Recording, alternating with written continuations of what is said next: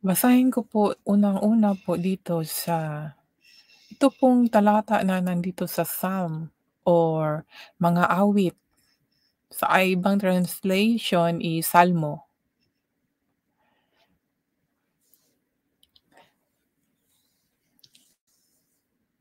Ang sabi dito sa Tagalog po, babasahin ko po sa Tagalog.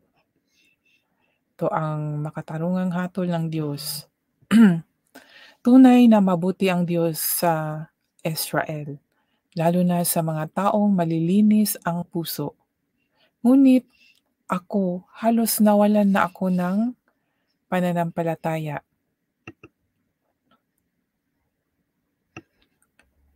Nainggit ako nang makita ko na ang mayayabang at masasama ay umuunlad. Malulusog ang kanilang mga katawan at hindi sila nahihirapan.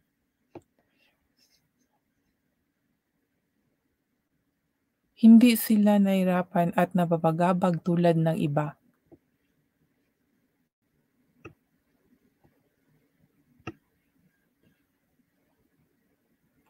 Kaya ipinapakita nila ang kanilang kayabangan at kalupitan. Ang kanilang puso ay puno ng kasamaan at ang laging iniisip ay paggawa ng masama.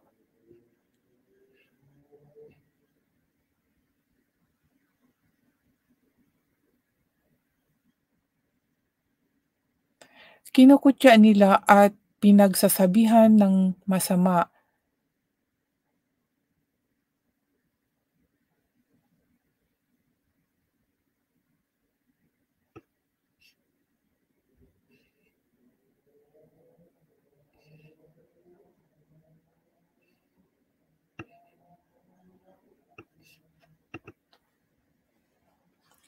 Sandali po, basahin ko na lang po dito. Salmo.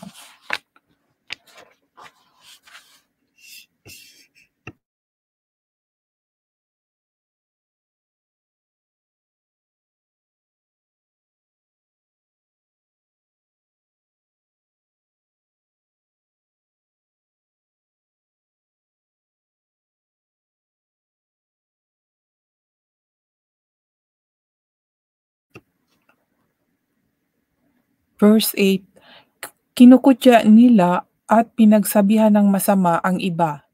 Mayayabang sila at nagbabantang manakit. Nagsasalita sila ng masama laban sa Diyos at sa mga tao. Kaya kahit na ang mga mamamayan ng Diyos ay lumilingon sa kanila at pinaniniwalaan ang mga sinasabi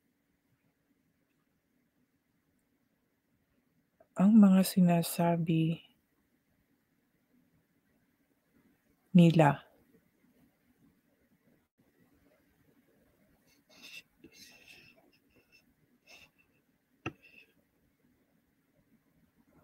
Sinasabi nila, paano malalaman ng Diyos?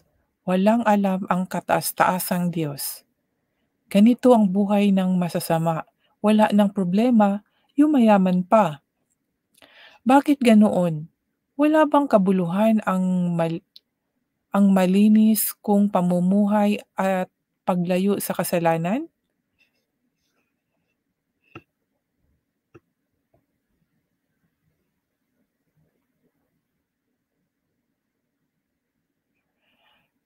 Nagdurusa ako buong araw, bawat umaga ako'y inyong pinarurusahan. Kung sasabihin ko rin ang sinabi nila, para na rin akong nag-traitor sa inyong mamamayan. Kaya sinikap kong unawain ang mga bagay na ito, ngunit napakahirap. Pero nang pumunta ako sa inyong templo, doon ko nauunawaan ang kahihinatnan ng masama. Tunay na inilalagay niyo sila sa madulas na daan at ibinabagsak sa kapahamakan. Bigla silang mapapahamak, mamamatay silang lahat at nakakatakot ang kanilang kahahantungan.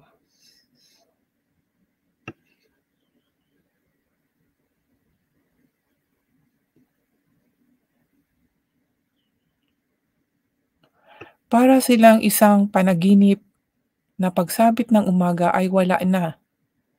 Makakalimutan na sila kapag pinarusahan niyo na. Nang nasaktan ang aking damdamin at nagtanim ako ng sama ng loob, para akong naging hayop sa inyong paningin, mangmang at hindi nakakaunawa.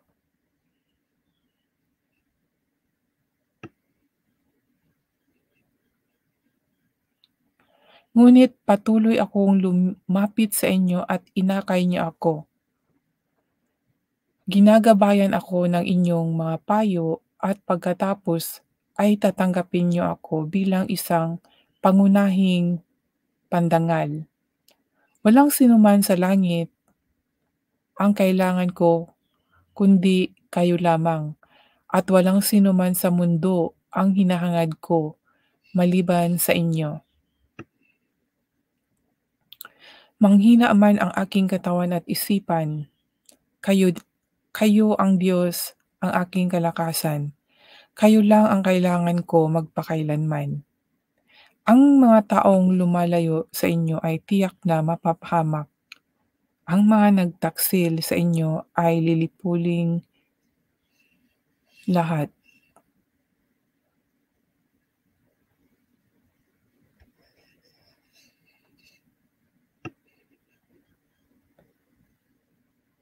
Ang mga taong lumayo sa inyo ay tiyak na mapapahamak, ang mga nagtaksil sa inyo ay lilipuling lahat. Ngunit ako, minabuti kong maging malapit sa Diyos, kayo, Panginoong Diyos, ang pinili pinili kong kanlungan upang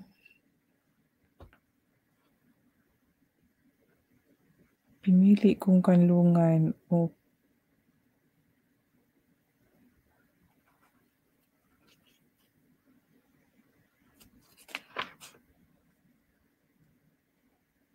ngunit ako minabuti kong maging malapit sa Diyos. Kayo, Panginoong Diyos, ang pinili kong kanlungan upang maihayag ko ang lahat ng inyong mga ginagawa. Amen. Yan po mga kaibigan, at makikita po natin 'no, sa mga salita, makikita o maunawaan po natin na ang nagsasalita dito ay meron pong inggit sa kanyang puso. Kaya unang-una pa lang sinabi na niya na tunay na mabuti ang Diyos sa Israel, lalo na sa mga taong malilinis ang puso. Nagkaroon po siya ng inggit mga kaibigan dahil siya po ay isang manampalataya, mang-aawit, ngunit paghirap po yung kanyang naunawaan, naranasan, at nakikita niya sa mga ibang tao lalo na sa mga hindi sumampalataya gumagawa ng masama, ay umuunlad ang pamumuhay nito. 'Di ba minsan dito sa totoong buhay natin merong ganito, eh, 'no, nagsusugal, umiinom, pero maunlad po ang buhay nila. Pero mga kaibigan, gaya ng sinabi din niya 'no dito, na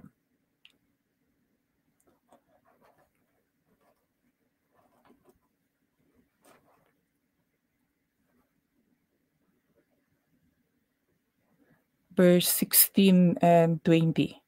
Sabi niya dito sa verse 16, "Kaya sinikap kong unawain ang mga bagay na ito, pero ngunit napakahirap. Kaya sinikap kong unawain ang mga bagay na ito, ngunit napakahirap." Dahil siya po ay hindi pa niya naunawaan, hindi pa po niya naunawaan ang mga taong gumawa ng masama, kung ano ang kahantungan nila mga kaibigan. Kaya nagkaroon po siya ng inggit sa kanyang puso. Ngunit nung nalaman na niya, sabi dito sa 17, "Pero nang pumunta ako sa inyong templo, doon ko nauunawaan at ang kahinatnan, doon ko naunawaan ang kahinatnan ng masama." Kaya mga kaibigan,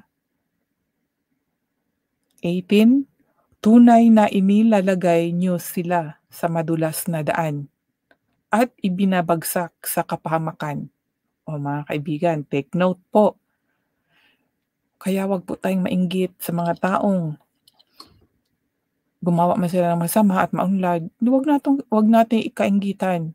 Kahit sa sarili ko po, nagpapasalamat ako na merong salitang ganito dahil kagaya ko rin na nagsasalita sa salita ng Diyos and I try to follow Jesus, 'di ba?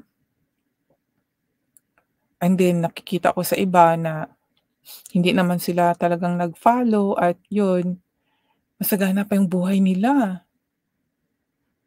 Pero huwag pala nating kainggitin dahil sa ngayon ganyan lang, masagana lang yung buhay nila pero tulad dito ay madulas sila sa daan ng kapahamakan 'no, ibabagsak sila sa kapahamakan.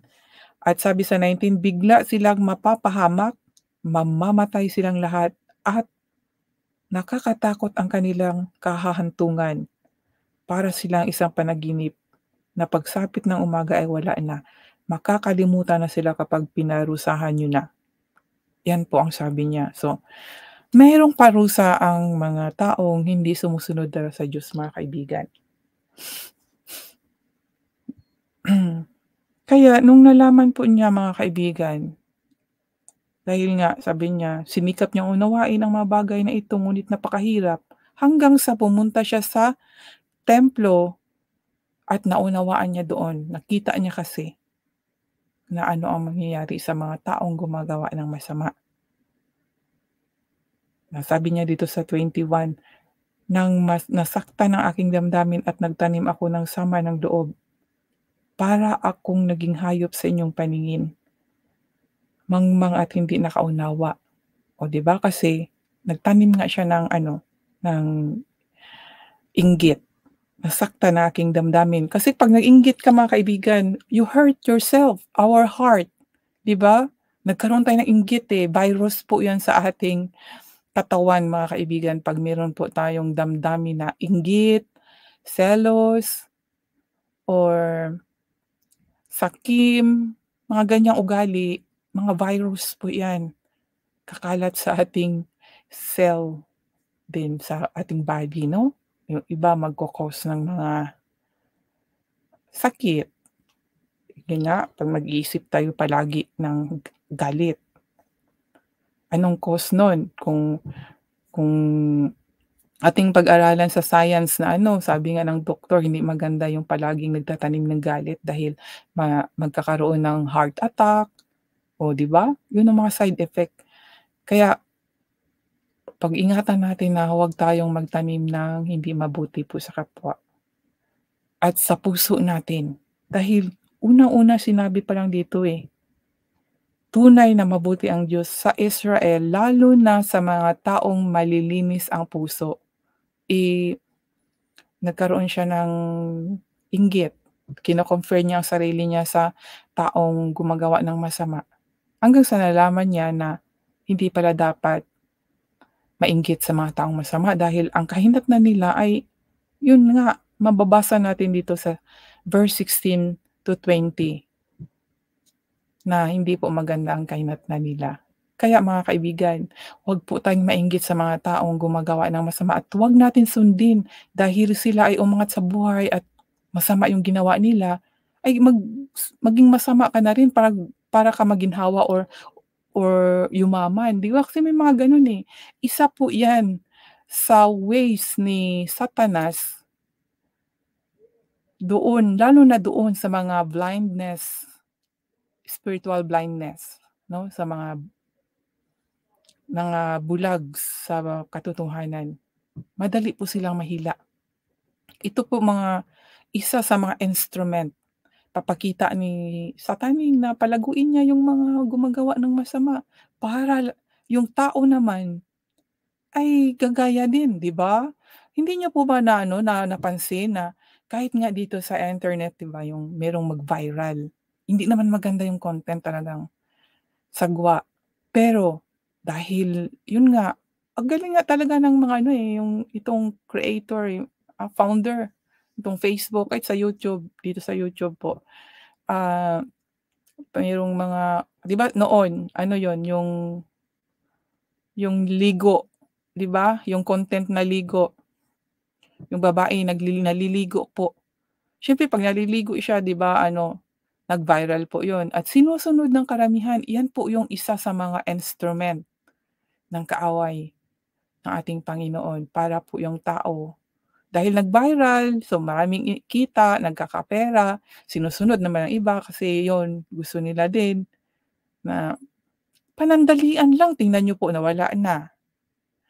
Mga kaibigan, kung tayo po ay manampalataya sa Diyos, huwag natin silang gayahin at huwag nating ikumpara ang ating sarili. Pagpatuloy lang po tayo sa ating pag-follow kay Jesus Christ kasi nga sinabi kung, if we say we have fellowship with Him, but we walk in darkness, we lie, and the truth and we don't practice the truth. Yun yung sabi sa 1 John chapter 1 verse 6. Sinungaling po tayo, sabihin natin Christian pero ang gawain ay hindi Christian. Kaya ito dito mababasa natin sa mga salmo or mga awit na tungkol po sa ating pagkumpara sa ating sarili dahil gumawa naman akong mabuti pero bakit hindi naman ako umangat, hindi naman masagana ang buhay ko. Parang ako sa sarili ko rin po. Kaya nga sinishare ko ito, kasi sabi ko naranasan ko ito dati, na kino-compare ko ang sarili ko. Gumawa naman ako ng mabuti, sinusunod ko ang Panginoon. Kahit sarili ko pinapahiya ko na by testimony, 'di ba, para i-glorify ang Panginoon. Pero yun nga, parang nag-iisa hanggang ngayon, pero nawala po yun. Sa prayer ko po, nawala na po yung comparison ko sa kapwa kaya sabi ko, "Praise God," dahil wala na yung damdamin na yun sa ngayon po. At kahit na walang pumupunta sa akin during my life, hindi na po yung yun bang naglulungkot yung aking puso, hindi po. Kasi natutuwa po ako, dahil kahit nagsasalita ako dito, meron akong natutunan sa mismong sarili ko po. Nagpapasalamat po ako sa Panginoon dahil sa ganitong paraan nakakapagbahagi po ako ng mga salita niya. And praise God talaga mga kaibigan. Kaya dito kino-compare niya ang sarili niya. Sabi niya dito, dito sa verse 2 mga kaibigan, ang sabi niya, "Ngunit ako halos mawalan na ng pananampalataya. Naiinggit ako nang makita ko na ang mayayabang at masama ay umuunlad." O 'di ba, nainggit. Sinabi niya mismo na nainggit siya. "Malusog ang kanilang mga katawan at hindi sila nahirapan." Yan po, compare niya sa sarili niya, kaya hindi sila naghihirap at nababagabag na tulad ng iba, kaya ipinakita nila ang kanilang kayabangan at kalupitan. May iba kasing mga umunlad 'no, nakikita natin na hindi naman maganda ang ginawa nila, ay mayabang po, mayabang. Kahit ako nga minsan sabi ko, they ask prayer for something else 'no, ang isip-isip ko karapat-dapat ba ko ipagdasal natin, oo, pero si Lord pa rin ang nakakaalam doon kung He granted. Kasi alam ng Diyos kung anong sa puso natin, minsan kasi pinagdasal natin yung tao na yun at, nakamit niya yung kanyang pinagdasal at yumayabang po, may mga gano'ng tao. Kaya minsan hindi po nasasagot yung mga prayers 'no, kasi alam ng Diyos na 'pag once na nakamit na ay yayabang, may gano'n kasi, may mga gano'ng attitude. Sabi dito, kinukutya nila sa verse 8, kinukutya nila at pinagsasabihan ng masama ang iba. Mayayabang sila at nagbabantang manakit. Nagsasalita sila ng masama laban sa Diyos at sa mga tao. Kaya kahit na ang mga mamamayan ng Diyos ay lumilingon sa kanila at pinaniniwalaan ang mga sinasabi nila. Yan po, itong sa verse 10 'no, na kahit pa yung mamamayan or mananampalataya lumilingon din, parang nag-backslide na kasi nga gaya nga sa sinabi ni ano na nainggit siya, na halos mawalan ng pananampalataya, yung hindi talaga fully merong pananampalataya sa Diyos ay ito, lumingon. So, lumingon ibig sabihin ay tumalikod kasi lumingon sa kanila at pinaniwalaan ng mga sinasabi nila. Doon naniniwala sila sa mga sinasabi ng mga masasama. Yung iba kaya yung iba tumalikod 'no, hindi nila kasi nakamit yung gusto nila sa buhay nila na akala nila 'pag, doon nagsisimba, samba sa Panginoon, ay lahat ng kanilang pinagdasal ay makamit. Pero hindi nila alam na minsan ang Panginoon na ating Diyos ay nagbibigay ng pagsubok sa atin para magiging matatag po tayo, lalo na po sa pananampalataya. Kaya hindi po dahilan or dahil may karanasan tayo ng mga pagsubok, ay forever na talaga ang pagsubok na yun, hindi po. Bigyan natin ng halimbawa ang istorya ni Job. Mas, sobra pa nga yung mga karanasan niya, eh. Kung alam niyo po ang istorya niya, na dati po siyang lahat meron sa kanya, mayaman po siya, may mga ari-arian ano, may good family, pero lahat yun ay nawala po lahat yun. Ganun pa man, hindi nawawala ang kanyang pananampalataya sa Panginoon. At anong ginawa sa kanya ng Panginoon? Lahat ng nawala sa kanya ay ibinalik, sobra pa. Praise God, 'di ba? Gano'n 'yun po, para po malaman ng Panginoon kung gaano po ang ating pananampalataya sa Kanya. Kaya never surrender our faith, lalo na alam natin na mayroong kababagsakan at kapahamakan ang mga taong gumawa ng masama.